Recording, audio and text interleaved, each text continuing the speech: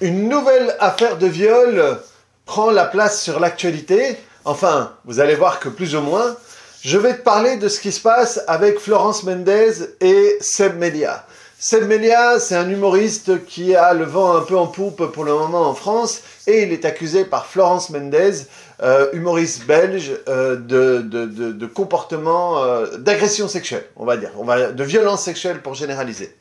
Elle a mis un post parce que elle a eu des interactions et il y avait 4 témoins et depuis il y a 20 témoins. Seb Melia a fermé son compte YouTube, machin et tout, et il dit que ça va se régler en justice. Tout ça, moi, je peux rien y faire. C'est pas mon boulot, je peux pas faire inculper l'un, faire taire l'autre, etc., etc. Le problème, c'est que derrière, il y a des gens traumatisés. Il y a des femmes traumatisées. Et là, c'est là que moi, je peux intervenir. Et c'est en m'appuyant là-dessus que je veux t'expliquer certaines choses. Parce que c'est quand même une affaire importante. De nouveau, que ce soit vrai ou pas, ça, on n'en sait rien. Et c'est pas mon boulot de dire l'un ou l'autre. Surtout qu'à la base, il y avait 2-3 trucs qui faisaient que moi, il me plaisait. Mais si il a fait ce qu'il a fait, sa place, c'est en tôle. Et moi, je ne sépare pas l'artiste du machin. Voilà, moi je m'en fous, c'est pas mon boulot de juger de l'un ou l'autre parce que je peux rien y faire et ça intéresse personne surtout. Par contre, il y a 22 personnes, 22 filles qui ne se connaissent pas et qui parlent du même modus operandi, hein, des agressions qui se ressemblent dans les récits. Voilà, c'est ça que je voulais dire. Et c'est une affaire qui ne fait pas énormément de bruit. Moi, c'est juste à attirer mon oreille parce que je connaissais le gars. Et j'ai vu, et je viens sur YouTube de mettre Seb Melia accusé de viol ou Florence Mendes, il n'y a que très peu de vidéos. Ça veut dire que ça fait du bruit pour lui, hein. Les gens vont... là, il est venu à Bruxelles, ils ont gueulé dans sa salle et tout. Donc voilà, si c'est vrai, c'est bien fait pour sa gueule. Mais bon, voilà, de nouveau, c'est pas à moi de juger et on s'en fout de ce que je pense. Ce qui m'intéresse, c'est que Florence Mendes a apporté un chiffre qui est inférieur à celui que moi, j'ai l'habitude de donner.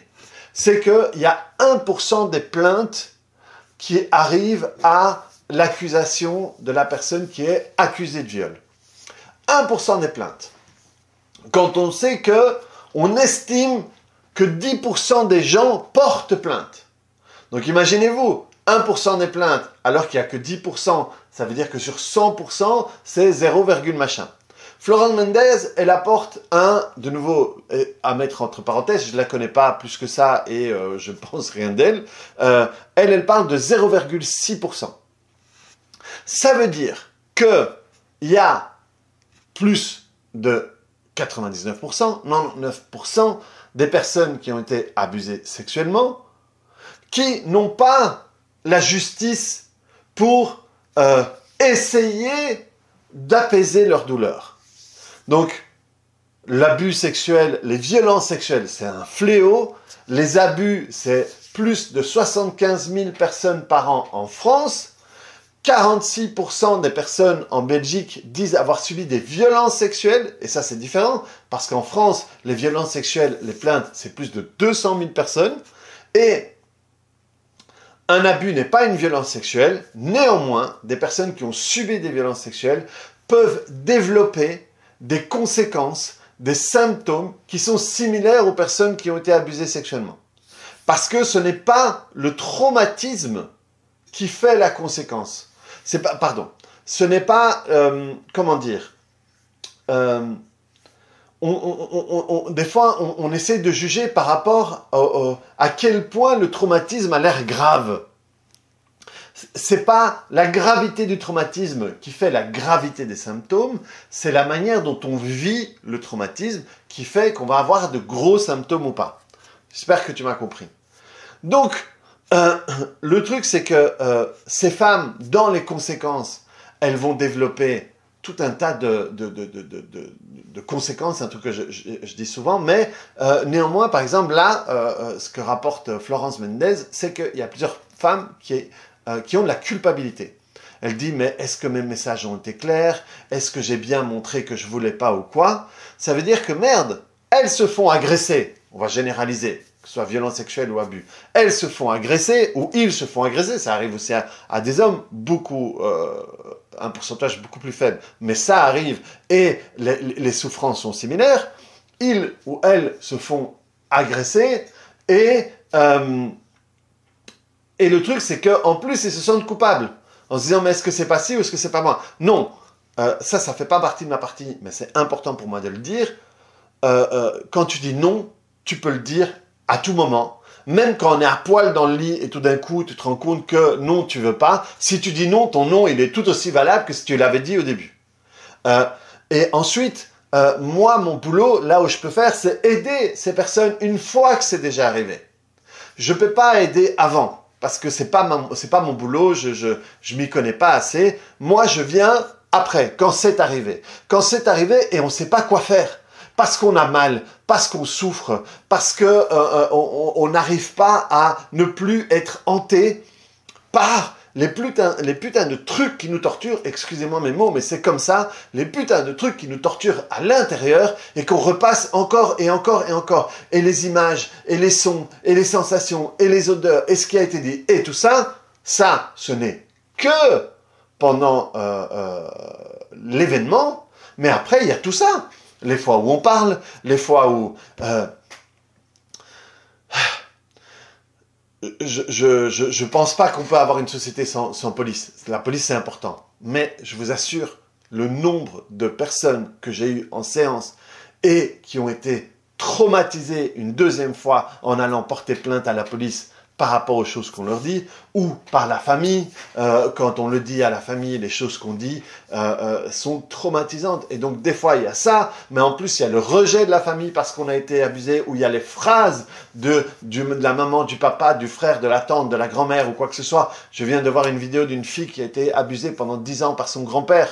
Et quand elle l'a dit à sa grand-mère, la réponse de sa grand-mère a été presque tout aussi traumatisante que ce que faisait le grand-père. Parce que, à la différence, c'est qu'elle aimait la grand-mère. La grand-mère, c'était quelqu'un d'important pour elle. Donc, qu'elle la rejette et qu'elle lui dise les choses qu'elle lui a dit, c'est tout aussi traumatisant que ce qu'a faisait le vieux pervers.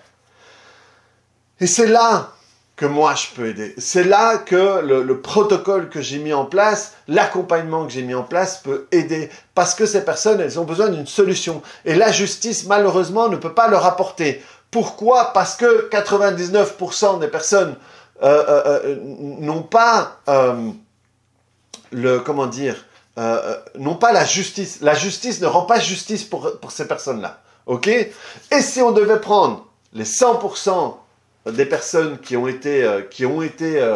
la justice a été rendue par la justice, par le système judiciaire, si on prenait ce petit pourcentage et on les transformait en 100% et on demandait à ces personnes-là, ok, ça fait 6 mois que la personne a été accusée. Quel est le pourcentage de ces personnes-là qui se sentent mieux, malgré que la justice leur ait rendu justice à nouveau, je ne sais pas comment le dire autrement, eh bien, on se rendrait compte que la plupart de ces personnes-là continuent à souffrir quasiment de la même manière, même si l'accusé a été accusé. Parce que ce n'est pas ça qui règle. Ce qui règle, c'est pouvoir rentrer, c'est pouvoir transformer les images, les sons, tout ça, toutes les manières avec lesquelles on se torture ça à l'intérieur, et toutes les conséquences. Mon rapport à l'autre, cette fille qui a été abusée par son grand-père, elle a des tocs, elle marche sur les lignes, elle a des tocs de nettoyage, elle compte ses calories, elle vit un enfer. Elle vit un enfer. Et donc ça, il faut qu'elle puisse le travailler pour récupérer sa vie, parce que des tics comme ça, c'est toute la journée. Ça veut dire que pour ce qui est arrivé là-bas, toute sa journée est transformée. Ça, c'est être traumatisé. Ça veut dire qu'il nous est arrivé un truc chargé en émotions, ça change notre perception et ça a un impact sur notre vie. Ça, c'est être traumatisé. Ça prend toute la place dans sa journée. Parce qu'il n'y a pas un moment où elle ne pense pas à une ligne, un machin, un truc.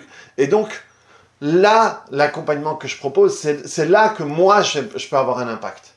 Et mon impact, c'est aider les personnes. Je les accompagne pendant 1 mois. Et en un mois, on les sort de là. Parce que quand on comprend comment ça marche, quand on voit sur quelle pierre on peut s'appuyer pour faire un levier, on peut transformer ça rapidement. Et il ne faut pas rester ça. J'ai tellement de gens qui sont venus me voir, ça faisait 5, 10, 15, 20, 30 ans qu'elles avaient vécu cet abus et qu'elles continuaient à souffrir. Et c'est là, et je ne suis pas le seul, on est plein de thérapeutes à travailler là-dessus, mais il y a des solutions, et là, à ce moment-là, on leur rend réellement justice, parce qu'on les aide à se libérer de ce qui est arrivé. Et il y a 99% de ces personnes-là qui n'auront jamais une justice judiciaire. Il faut les aider pour qu'elles puissent avoir au moins un apaisement, si ce n'est pas, une justice, au moins un apaisement. Donc voilà ce que je voulais vous dire. Qu'il soit coupable ou pas, je m'en fous, c'est pas mes affaires. Enfin, c'est pas que c'est pas mes affaires, c'est que je peux rien y faire. Par contre, m'appuyer là-dessus pour faire passer le message aux personnes qui ont subi des abus, qu'il y a une possibilité de se libérer de tout ça, que la personne soit accusée ou pas, elle a le droit d'être apaisée. L'autre, malheureusement, on n'a pas d'impact là-dessus. Moi, je n'ai pas d'impact là-dessus. Et si jamais elle ne peut pas le faire accuser ou si c'est trop douloureux de parler, elle a quand même le droit d'être apaisée. Il ne faut pas vivre ça. Il ne faut pas laisser le temps faire les choses. Il ne faut pas apprendre à vivre avec. Non, ça peut s'apaiser. Les personnes peuvent se libérer. Et les personnes peuvent récupérer leur vie. Parce que, par exemple, cette personne qui a été abusée dans l'enfance avec son grand-père, les tocs et tout ça, ça veut dire que sa vie fait honneur à ce que ce type a fait. Et il faut que leur vie puisse leur rendre honneur à elle. Donc, récupérer leur vie comme si ce n'était pas arrivé en apaisant tout ça. Ça a l'air difficile à croire, mais je vous assure que c'est possible. Si jamais ça t'intéresse, tu peux voir en dessous, il y a un lien, tu peux me contacter, il y a mes coordonnées, tu vas sur mon site zenrila.com, tu as mon téléphone, tu as mon WhatsApp, tu as mon mail. Si tu as des questions, pose-les-moi et je peux y répondre et peut-être t'aider à te rendre compte qu'une autre vie est possible. À très bientôt.